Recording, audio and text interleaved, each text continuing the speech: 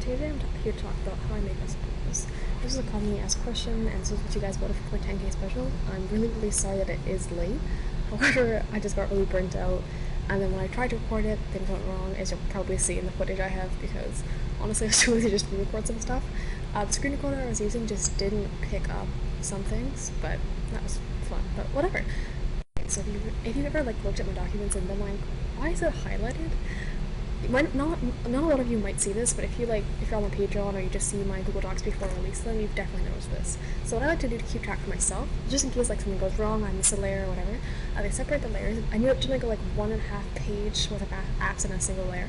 I separate them by color, and I assign that color to a specific voice that I'm using. So for example, the pop-ups aren't showing here, but fromtexttospeech.com, which is the site I use, and I also use babelolka if I need for bigger subs, so I can get 9 total voices, but whatever. It has 7 total voices, 5 in American English and 2 in British English. I use all 7. The first voice, Alice, is always dark red for me, then the next one's light red, orange, yellow, green, blue, dark blue. I have them color-coded, so that way, by looking at my document, I know, for example, the third dark blue is the 21st layer, which is going to be the George voice, I believe. So I can keep track of it very easily so I don't mess up in case I mess up anywhere. It's also just very easy to know what I have done, what I haven't done, especially when I'm running multiple tabs or from text-to-speech at the same time, because that's what I need to do in order to finish, subs with 91 million affirmations. Okay, and here, I'm just showing you which voices I use. Pretty standard. I was trying to show you how I save them, but the pop-up windows were not showing, so you can just see me waving my mouse wildly in different directions. That is really fun, but can't do much about that. So, those of you who are keen may notice that I've switched files I was using. Before I was using the Zenith files because, honestly, that's the first Gene document I had to pull up, because generally I delete the old documents just so I can save space on my computer, because especially when you make giant-ass subs, there isn't enough space. So, for the Luna sub, which is a sub I did recently, I think it was about, how many layers were in there? A couple thousand, but for me, I'm running this on a Mac right now because I'm at school studying, and I don't have the space on a Mac for a couple thousand layers of multiple subliminals, so I just generally save it. I keep the affirmation documents, and that's it. But I knew I need to do this, so I'd save 14-ish layers, because that'll show you how to layer decently sized stuff for most of you. So the first thing I do is I take the first 7 layers, I keep them as is. They can just stand on one pitch, I don't need to change that. And then, what I like to do is I'll take the pitch for the next 7 layers and I'll change it slightly. So that way you've got 14 different voices with all different pitches, even if, technically there's 2 sets of 7 voices, if that makes any sense.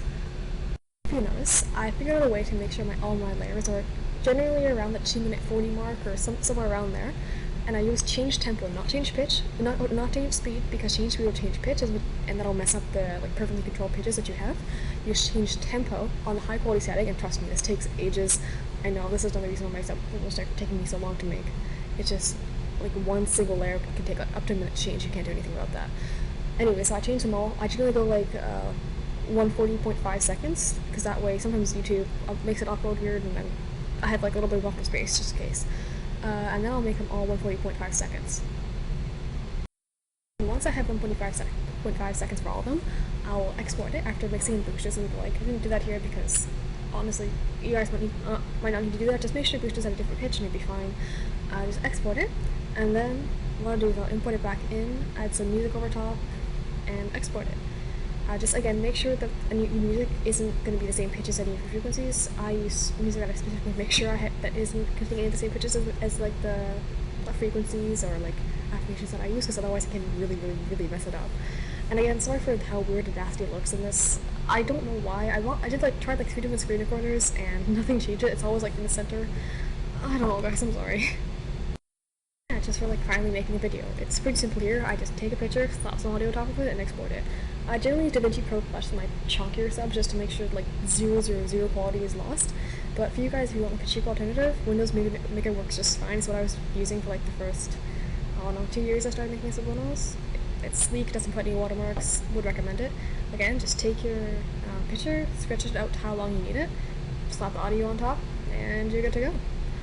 And yeah, that's how I make subliminals. Again, I don't really think I need to go into thumbnail making, title making, because that's not really up to personal preference. I don't think it's anything I need to teach you. But yeah, I hope this is helpful somewhat. Ignore the ranting, I'm just really tired right now. Have a good day, guys.